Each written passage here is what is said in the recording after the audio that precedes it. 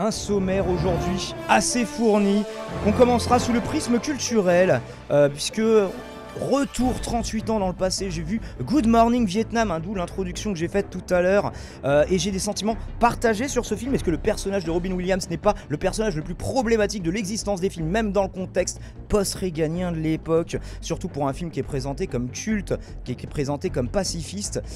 Je trouve qu'il a mal vieilli, à part la scène What a Wonderful World que vous n'avez peut-être pas oublié.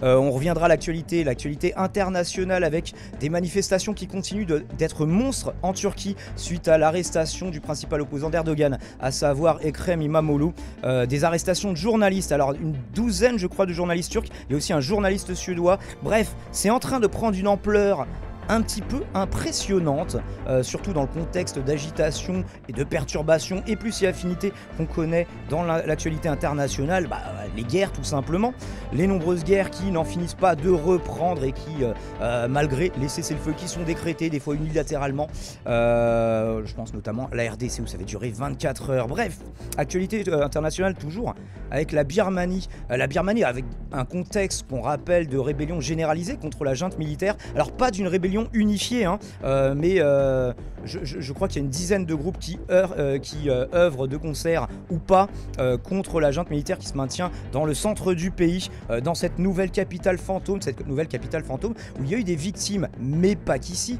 Évidemment, un séisme, alors je ne me souviens plus de la magnitude, mais qui a fait plus de 1700 victimes déjà recensées aujourd'hui.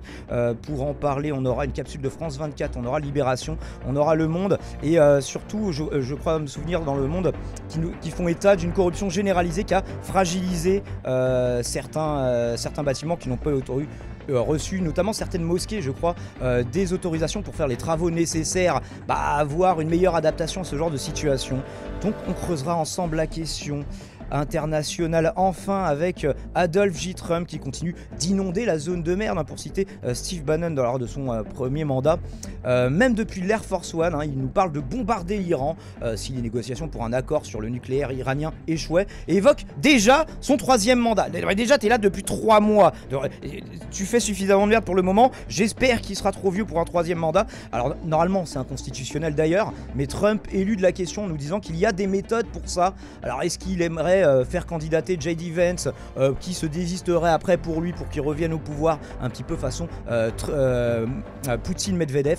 Je ne sais pas, ça fait partie des pistes qui sont vraisemblablement étudiées. On réagira à Stupide Économique sur la guerre contre la drogue. Nous aurons donc, puisque c'est le sujet qui nous agite dès l'introduction de cette émission, Marine Le Pen inéligible en 2027 avec une exécution provisoire, ça vient de tomber. Il y aurait 12 personnes condamnées, on me dit aussi sur le chat, Julien Audoul. On creusera la question ensemble, on aura notamment un fil actu du Monde, on aura un article de Libération qui nous rappelle un petit peu la problématique qui ira du coup pour le RN en 2027. Est-ce que ça peut pas être pire que Marine Le Pen? Est-ce qu'il n'y a pas des considérations juridiques, comme on disait juste avant, qui peuvent être inquiétantes, puisque là ça touche des ennemis, mais potentiellement est-ce qu'une exécution provisoire des peines avant même que l'appel soit effectué, est-ce que ça peut pas nous faire craindre pour de potentielles affaires ou d'affaires qui seraient exhibées, instrumentalisées, en tout cas pour gagner du temps d'ici les prochaines échéances électorales? On ne sait pas comment ça peut être utilisé. On en parlera aussi dans la radio libre, puisque c'est un des buts avoués de cette émission.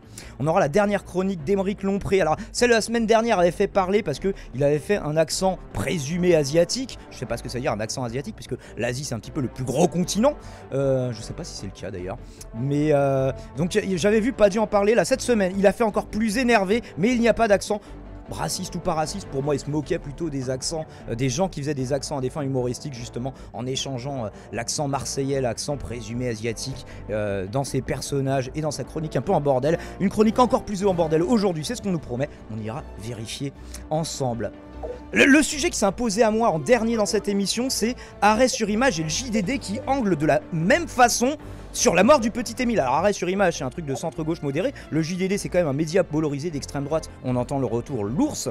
Alors ils angleraient sur la même façon, mais évidemment pas pour les mêmes raisons. On comparera l'article de Loris Guémard avec celui de Pascal Praud après une remise en situation sur France Info. Je vous mettrai en bonus les notices Wikipédia, puisqu'on compare beaucoup la mort de ce petit Émile. Une histoire qui est forcément très triste, puisque c'est un enfant de 2 ans et demi qui a trouvé la mort, il n'avait même pas encore eu le temps d'avoir vécu, et il le compare à la mort du petit Grégory théorie, alors c'était dans les années 80.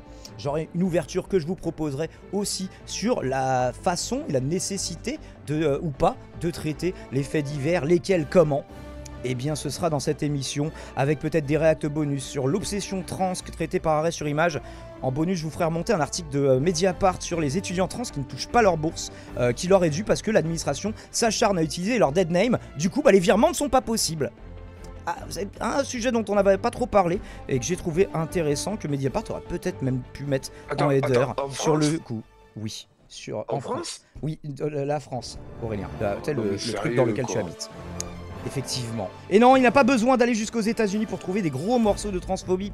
On a toujours Arrêt sur Image, antisémitisme, la gauche dans le déni. Un article avec une chronique de Ashton sur Blast. Ashton que je suivais déjà en tant que rappeur, c'est très bien. Et peut-être, voilà, un discours de Bompard sur la 6ème République où il nous montre qu'il est chaud pour prendre la suite du vieux, la suite de Mélenchon. Et peut-être des sujets bonus avec vous. Ça fait combien de temps que dure ce sommaire? 6 minutes. Le 6 minutes d'M6, c'était la promesse. Nous, on va creuser tous ces sujets YouTube, vous imaginez bien, mais vous, de votre côté, eh ben, vous avez tout dans la description si vous voulez aller sur les différentes capsules ou sur le live in extenso. Eh ben, n'hésitez pas à vous abonner, que ce soit ici ou à follow sur Twitch, pour avoir l'actu en direct, même pendant le sommaire. Elle continue de tomber, même pendant l'introduction. Au même titre que les subs. Merci beaucoup. N'hésitez pas, vous aussi, YouTube du futur, à soutenir.